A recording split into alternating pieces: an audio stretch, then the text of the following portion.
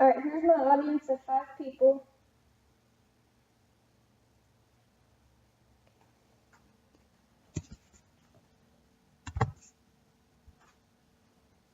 Alright. With summer approaching, everybody's going to start going outside and going to the beach and having activities outside. After the long winter season we've all had, I'm sure we're all ready for the summer. But how often do you reapply sunscreen after you've been outside for long periods of time? Do you ever think of the consequences of skin damage or too much sun exposure? Everyone goes outside. No matter what age, race, color you are, you can potentially develop skin cancer or damage your skin if you properly do not take care of yourself by just following a few simple steps. So listen closely, and you may find out something you did not know, because I became so much more aware when I started researching and listening to a documentary over skin cancer and precautions to prevent too much sun exposure. As a child, I spent most of my summer outside, but I only got burnt 2 times over an overcast at the pool, so preventing sun exposure has always been something important to me. Recently, I watched a documentary over skin cancer, which really made me want to change some bad habits that I had and inform others so maybe they would change theirs as well. Today, I'm going to share the facts about skin cancer and some misconceptions and myths that you may have thought could lead to skin cancer or being in the sun too long. There's 3 types of skin cancer. There's basal cell, squamous cell, and melanoma. Basal cell is this skin cancer grows slowly. It is unlikely to spread to other areas of the body. According to the American Cancer Society in 2010, 2.8 million basal cell cancer cases was diagnosed in the U.S. Typically, basal cell resembles an open sore, a shiny bump, or a red patch.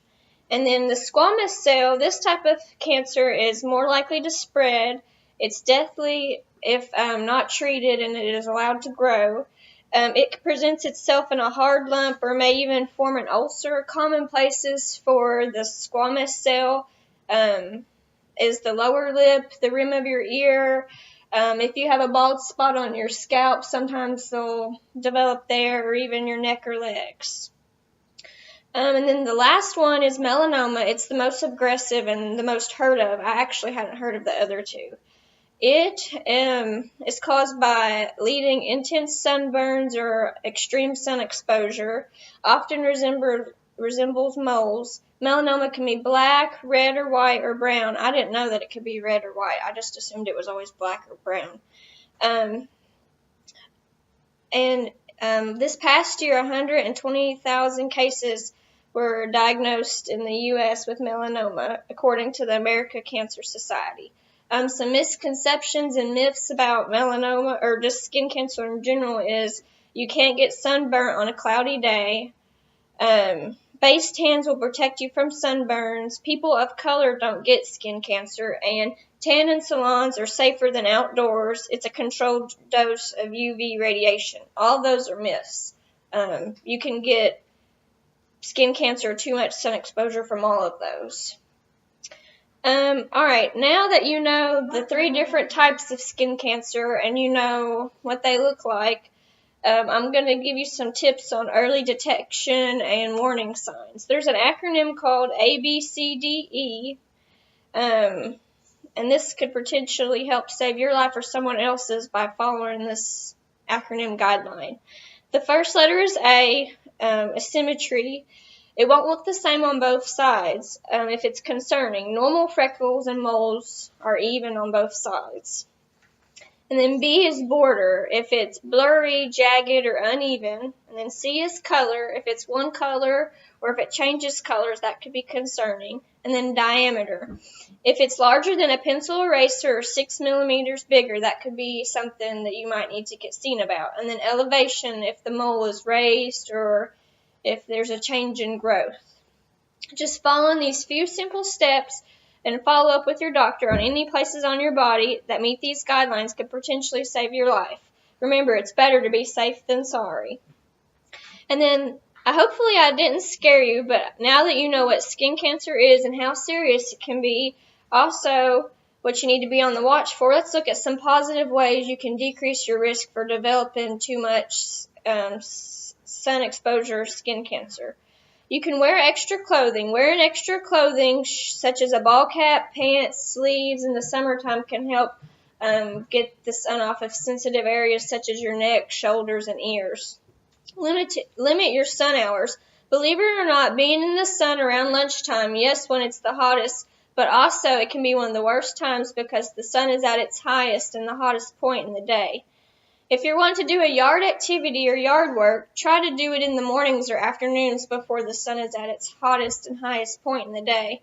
When it starts to cool back down is the best time to do it. This helps a lot, believe it or not. And then lastly, sunscreen and tanning beds.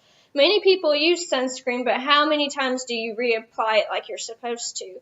According to the American Melanoma Foundation, sunscreen starts losing effectiveness 80 minutes after being in the water. Also, studies show that SPF 30 is the magic number.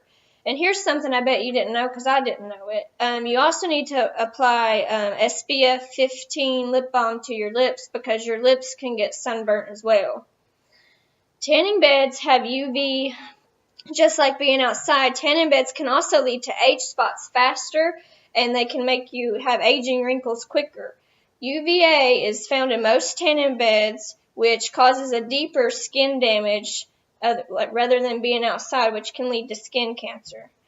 There is so much more to know and understand about the risk factors of skin cancer. It's best to consult with your doctor and learn more about yourself and educate yourself.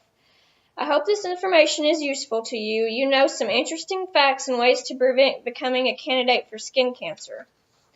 I hope this information did not scare you, but it is best to be aware of something instead of not having a clue and waiting until it's too late to know the facts.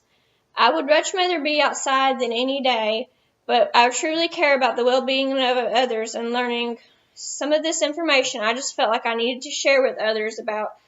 Usually skin cancer isn't talked about as much as breast cancer and other types of cancer. So now this summer, when you're enjoying your day in the pool or garden this summer, I hope you think of me and go back inside and reapply sunscreen before it's too late. Thank you.